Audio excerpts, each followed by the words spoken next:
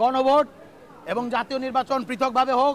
Major Zia গণভোট করেছিলেন এবং গণভোটের মধ্য দিয়ে তিনি জনগণের রায় নিয়েছিলেন। জাতীয় নির্বাচন জনপ্রতিনিধি নির্ধারণের উপায়, জনপ্রতিনিধি নির্বাচনের মাধ্যম।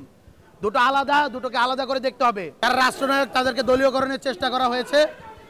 আমরা বাংলাদেশের জন্য যারা লড়েছে, বাংলাদেশের জন্য যারা জাতীয় নায়ক ছিলেন তাদেরকে দলীয়করণের বিপক্ষে। আমরা বিশ্বাস করি তারা সকলের, প্রত্যেকটি দলের, বাংলাদেশের প্রত্যেকটি মানুষের। সেই জায়গা থেকে বৈষম্য বিরোধী ছাত্র আন্দোলন, জুলাই বিপ্লবের প্ল্যাটফর্ম, আমরা তার পক্ষ থেকে শ্রদ্ধাঞ্জলি জানিয়ে আমরা যে নতুন রাজনীতির কথা বলছি, আমরা যে বলছি ফ্যাসিবাদী ব্যবস্থার বিলোপ, নতুন রাজনৈতিক বন্দোবস্ত, সেই নতুন রাজনৈতিক বন্দোবস্ত আমরা দেখতে পেয়েছি, আপনারা দেখতে পাচ্ছেন। আমরা বাংলাদেশের সকল রাষ্ট্রনায়ককে যারা বাংলাদেশের জন্য, বাংলাদেশের ইতিহাসের জন্য, বাংলাদেশের স্বাধীনতা, সার্বভৌমত্ব, আঞ্চলিক অখণ্ডতা এবং দিন শেষে গণতন্ত্রের জন্য লড়াই করেছেন, তাদেরকে আমরা শ্রদ্ধা জানাচ্ছি।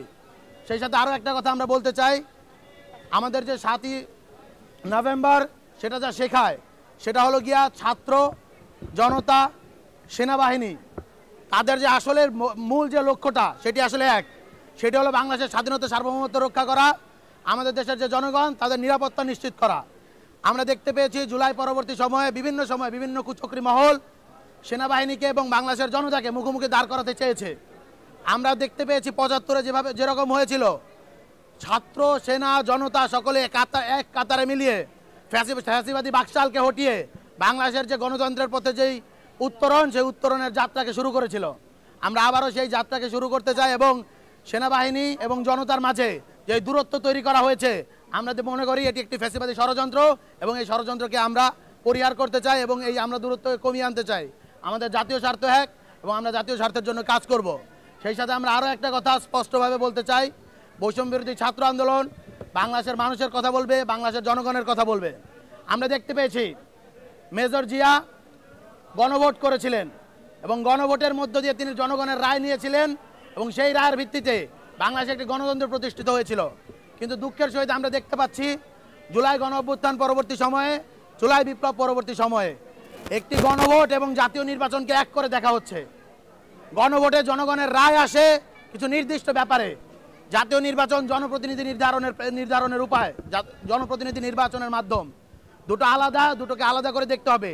দুটোর প্রচারণা, দুটোর লক্ষ্য, দুটোর উদ্দেশ্য আলাদা। আমরা স্পষ্টভাবে বলতে চাই, গণভোট এবং জাতীয় নির্বাচন পৃথকভাবে হোক এবং সেই সাথে আমরা একইভাবে স্পষ্টভাবে দৃঢ়কণ্ঠে বলতে চাই, জুলাইয়ের যে আমাদের যে স্পিরিট, জুলাইয়ের যে আকাঙ্ক্ষা, সেটি রক্ষার জন্য বাংলাদেশের প্রত্যেকটি রাজনৈতিক দলকে আমরা উদাত্ত আহ্বান জানাচ্ছি। ঐক্যমত্য কমিশনের আপনারা সুপারিশগুলো দেখতে পেয়েছেন। আমরা অনেকটাই আসলে ঐক্যমত্য কমিশনের অনেকগুলো সুপারিশেই হতাশ। আর সেখানের ভিতরে অধিকাংশ স্টেক হোল্ডাররাই ছিল না। আপনারা দেখতে পেয়েছেন সেখানে ছাত্র জনতার স্টেক ছিল না, সেখানে শহীদ পরিবাররা কথা বলতে পারেনি, সেখানে আহতদের কথা শোনা হয়নি। রাজনৈতিক দলগুলো সেখানে বসে একটি কুসুম আলোচনার টেবিল সাজিয়েছে, যার মধ্য দিয়ে বাংলাদেশের মানুষের আগামীর ইতিহাস রচনা হয়েছে, আগামীর ভাগ্য নির্ধারিত হচ্ছে। আমরা বলতে চাই, আপনারা যারা জুলাইয়ের স্টেক হোল্ডার রয়েছে তাদের কথা শুনুন। এর কথা শোনার মধ্য দিয়ে তারা কি বলতে চায় বলুন। আপনারা শহীদ পরিবারের কাছে যান, আপনারা আহতদের কাছে যান। অথচ দুঃখের বিষয়, যাদের জন্য জুলাই সনদ আমরা পাচ্ছি, যাদের জন্য জুলাই আমরা পেয়েছি, সেই জুলাইয়ের আহতদেরকে, জুলাইয়ের শহীদ পরিবারদেরকে লাঞ্ছিত করা হচ্ছে।